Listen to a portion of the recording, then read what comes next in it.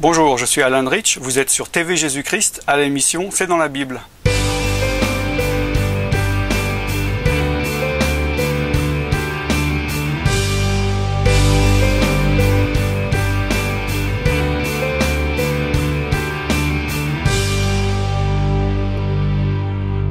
Bienvenue dans cette série de messages sur la puissance de l'Esprit. Si vous avez manqué un message, vous pouvez aller dans les archives.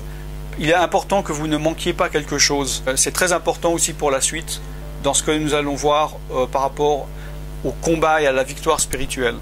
Nous nous étions arrêtés dans 1 Jean 2, verset 20 et verset 27.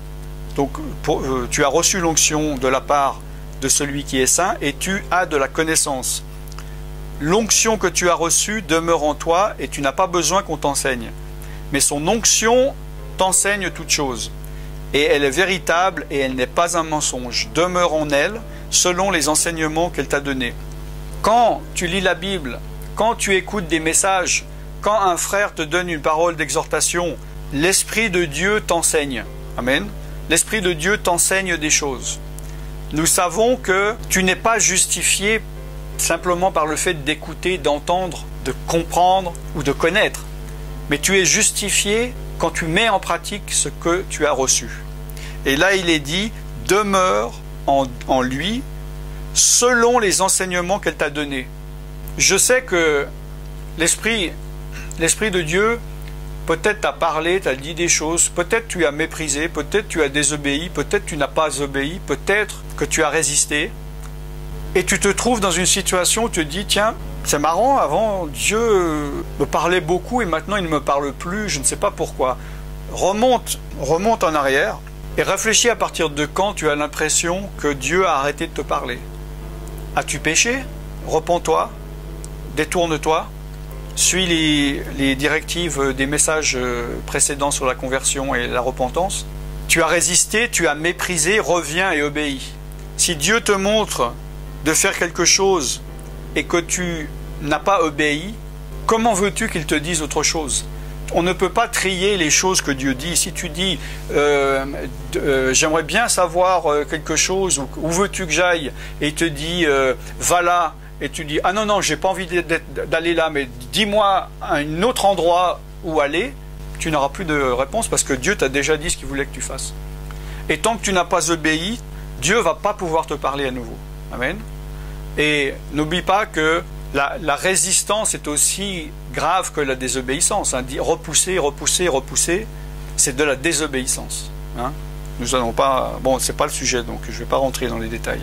Donc Jean parlait de la connaissance qui vient de l'Esprit de Dieu en toi, qui t'enseigne toutes choses. Et des fois, on voit par exemple Paul ou Pierre qui dit des choses dans la Bible et on se dit, tiens, on ne sait pas vraiment à qui il parle ou pourquoi. On peut imaginer la raison pour laquelle il dit ça, mais on ne sait pas exactement. Alors que là, ce qui est fantastique avec ces deux versets-là que j'utilise très souvent, on sait pourquoi Jean disait ça. Il est écrit au verset 26, « Je vous écris ces choses au sujet de ceux qui vous égarent. » Amen. C'est-à-dire, il y avait déjà à l'époque des personnes qui égaraient les gens. Et les personnes disaient, « Mais qui a raison? Cette personne me dit blanc, l'autre dit noir, il me dit droite, il me dit gauche. Ils me paraissent bien les deux, c'est un homme de Dieu les deux, ils ont l'air bien. Qui dit la vérité? » Tu n'as pas besoin d'enseignement, de connaissance, c'est l'Esprit qui doit t'enseigner toutes choses. Quand tu entends quelque chose à droite, un homme de Dieu qui te dit c'est blanc et l'autre qui te dit c'est noir, et tu te dis tiens, quel est des deux dit la vérité? Comment savoir? Eh bien, pour savoir, c'est l'Esprit de Dieu. Tu demandes à l'Esprit de Dieu et l'Esprit de Dieu va te montrer, va te dire c'est ça qui est juste ou c'est ça qui est faux. Amen. C'est l'Esprit de Dieu qui t'enseigne toutes choses. Amen. L'autre, encore, nous sommes donc, comme nous sommes dans cette série, nous sommes en train de voir les différents services que l'Esprit de Dieu rend, les différents ministres, dans Jean 15, 26. Quand le consolateur que je vous enverrai de la part du Père, l'Esprit des vérités qui vient du Père, quand sera venu, L'Esprit donc rendra témoignage de moi. L'Esprit de Dieu rend témoignage à Jésus. Amen. L'Esprit de Dieu, obligatoirement, rend témoignage à Jésus. Pourquoi? Parce que Jésus, c'est lui qui est venu mourir sur la croix pour nos péchés. C'est lui le Seigneur des Seigneurs. C'est lui qui est assis à la droite de Dieu. Il n'y a personne d'autre en dessus de lui que le Père. Et toutes les dominations sont en dessous de lui. C'est la personne qui est le chemin, la vérité et la vie, et nul ne vient au Père que par Jésus-Christ. Amen. Toute autorité a été donnée à Jésus. L'autorité de pardonner, c'est Jésus. Jésus a l'autorité. Donc c'est normal que l'Esprit de Dieu rend témoignage à Jésus. C'est Jésus qui intercède auprès du Père pour toi. C'est Jésus qui est ton avocat. Amen. C'est Jésus qui est ton capitaine. C'est Jésus qui est ton sauveur. C'est Jésus qui est ton Seigneur. Amen. Donc c'est normal que l'Esprit de Dieu témoigne de Jésus. Amen. C'est pour ça que dans le monde entier, les millions de chrétiens qui ont l'Esprit de Dieu leur enseigne la même chose. Et pourquoi si je vais en Inde, pourquoi si je vais aux Philippines, pourquoi si je vais en Amérique du Sud, je trouve des gens que j'ai jamais vus de ma vie et que nous croyons la même chose parce que nous avons le même esprit qui nous enseigne la même chose et qui a rendu témoignage de Jésus. Amen. Un passage qui est très très important, c'est que l'Esprit de Dieu nous révèle des choses cachées. Dans 1 Corinthiens 2, versets 9 à 13, ce sont des choses que l'œil n'a point vues, que l'oreille n'a point entendues et qui ne sont point montées au cœur de l'homme. Des choses que Dieu a préparées pour ceux qui l'aiment. Dieu nous les a révélées par l'Esprit, car l'Esprit sonde tout, même les profondeurs de Dieu. Lequel des hommes en effet connaît les choses de l'homme, si ce n'est l'Esprit de l'homme qui est en lui? De même, personne ne connaît les choses de Dieu, si ce n'est l'Esprit de Dieu. Or, nous n'avons pas reçu l'Esprit du monde, mais l'Esprit qui vient de Dieu, afin que nous connaissions les choses que Dieu nous a données par sa grâce. Et nous en parlons non pas avec des discours qu'enseigne la sagesse humaine, mais avec ceux qu'enseigne l'Esprit, employant un langage spirituel pour les choses spirituelles. Quand il est dit « nous parlons de choses que l'œil n'a point vues et que l'oreille n'a point entendues et qui ne sont pas montées au cœur de l'homme », ça veut dire que les choses de Dieu, les choses spirituelles, n'ont pas été comprises, n'ont pas été acceptées, n'ont pas été perçues par notre intellect, par notre âme, par notre compréhension, par l'oreille. Je réfléchis, par les yeux aussi. Ils ne sont pas montés au cœur de l'homme, ce n'est pas par la raison, par le raisonnement, en entendant des choses, que les choses de Dieu m'ont été révélées, mais c'est par l'Esprit de Dieu. Amen. Comme il est dit dans Jean 3, à partir du verset 1, que Jésus a dit, si vous n'êtes pas né d'esprit, si vous ne naissez pas d'esprit à nouveau, vous ne pouvez pas percevoir dans le royaume de Dieu, rentrer dans le royaume de Dieu. Nous ne pouvons pas rentrer dans les choses de Dieu, percevoir les choses de Dieu, si ce n'est par l'Esprit de Dieu. Car il est dit, ces choses, au verset 10, Dieu nous les a révélées par l'Esprit, comme j'ai dit tout à l'heure. L'Esprit de Dieu convainc de péché, de justice et de jugement. C'est l'Esprit de Dieu qui t'a montré que Jésus est le seul chemin. C'est l'Esprit de Dieu qui t'a montré que la Bible est la parole de Dieu inspirée. Tout ça, c'est l'œuvre de l'Esprit de Dieu, c'est le ministère de l'Esprit de Dieu. Amen. Car l'Esprit sonde tout, même les profondeurs de Dieu. Seul l'Esprit de Dieu sonde les profondeurs de Dieu. Parce que c'est l'Esprit de l'homme qui connaît les choses de l'homme. Amen. Mais personne, écoute-moi, personne ne connaît les choses de Dieu si ce n'est l'Esprit de Dieu. Et il y a des gens qui disent qu'ils connaissent les choses de Dieu. Il y a diverses religions sur cette terre, il y a diverses philosophies sur cette terre, il y a diverses spiritualités sur cette terre. Des gens qui paraissent très sages et qui parlent de Dieu et qui disent « je connais Dieu, voici comment les choses se passent, voici le monde spirituel, voici ce qui se passe dans l'au-delà, voilà ce qui se passe après la mort, voilà les réponses aux questions sans réponse que l'homme a sur son existence, sur les questions existentielles, les choses que l'œil ne voit pas. Il y a beaucoup de gens dans le monde, mais personne ne connaît ces choses, si ce n'est l'Esprit de Dieu. Et peu importe qui parle des choses de Dieu, mais qui n'a pas l'Esprit de Dieu, ce sont des mensonges, car c'est par l'Esprit du monde. Et l'esprit du monde, c'est l'esprit de l'erreur, c'est l'esprit de mensonge. Car personne ne connaît les choses de Dieu si ce n'est l'esprit de Dieu. Amen. Or nous n'avons pas reçu l'esprit du monde, mais nous avons reçu l'esprit qui vient de Dieu. Amen. Afin de pouvoir connaître les choses que Dieu nous a données par sa grâce. Ce n'est que par l'esprit de Dieu que nous pouvons connaître. C'est pour ça qu'il faut que tu naisses de nouveau. Et si tu es chrétien, que tu as déjà été baptisé, mais que tu t'es éloigné, et tu es dans un désert parce que l'Esprit de Dieu, tu l'as attristé ou que tu l'as éteint, il faut que tu ravives la flamme afin que tu connaisses les choses de Dieu à nouveau. Amen. Évidemment, donc nous n'en parlons pas avec la sagesse humaine de l'âme, mais avec évidemment la sagesse de l'Esprit en employant un langage spirituel pour les choses spirituelles. Amen. Alléluia. Nous savons qu'il y a deux forces opposées, antagonistes, qui combattent. Il y a le bien et le mal, il y a Dieu et le diable. Et nous, les chrétiens nés de nouveau, nous avons l'Esprit de Dieu. Les personnes qui n'ont pas reçu l'Esprit de Dieu ont l'Esprit du monde. Amen. Et celui qui a l'Esprit du monde donc, est dans l'esprit d'erreur. Il a besoin de recevoir l'Esprit de Dieu pour connaître les choses de Dieu.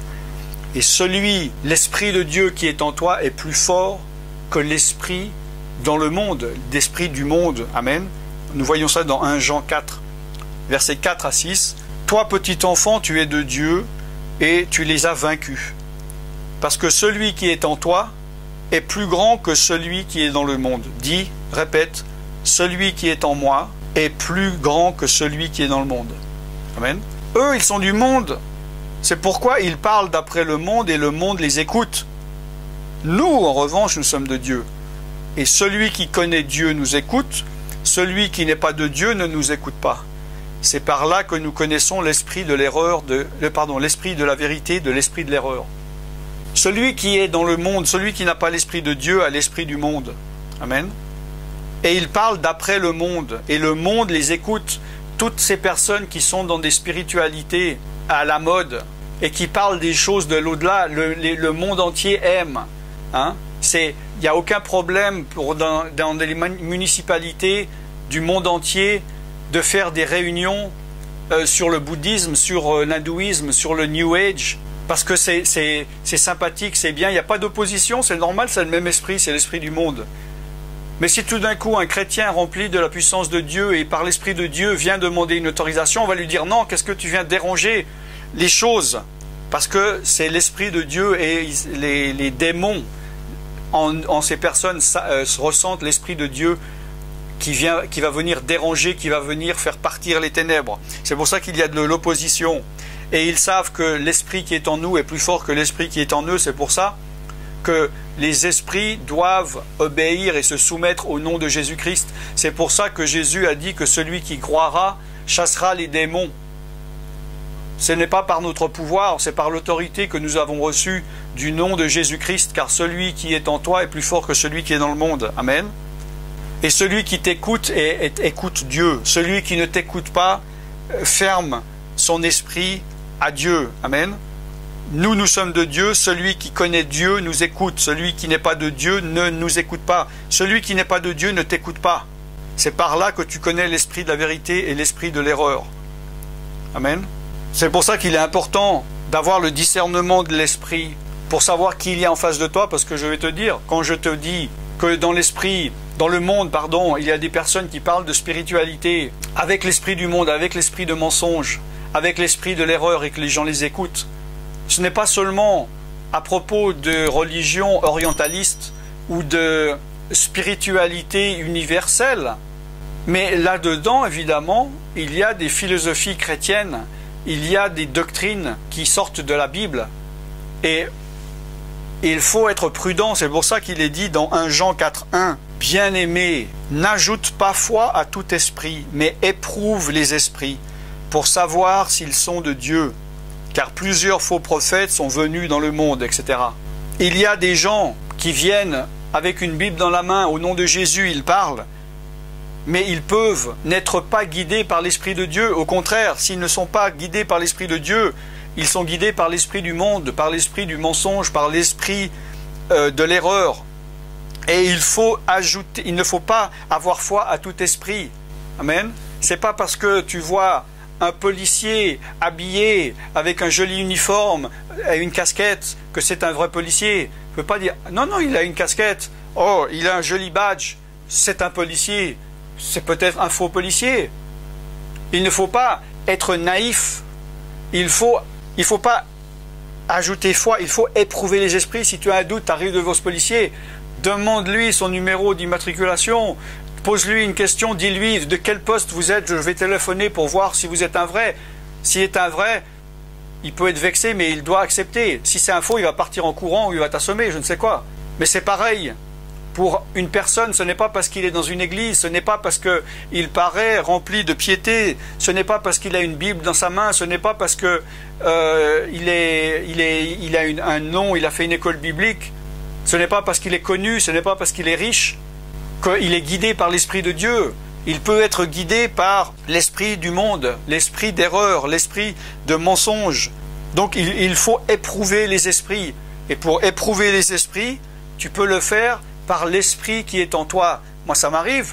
Je vois des personnes, des gens très connus, et la moitié des chrétiens que je connais, ils disent « Oh, c'est le plus grand homme de Dieu », et l'autre moitié qui me dit « C'est le gangster du diable ».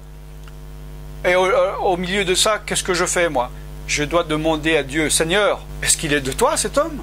Ou il n'est pas de toi? Est-ce qu'il est ce merveilleux ouin que ces personnes disent? Ou il est ce gangster rempli de démons ?» C'est l'Esprit de Dieu qui doit me montrer et me convaincre la vérité.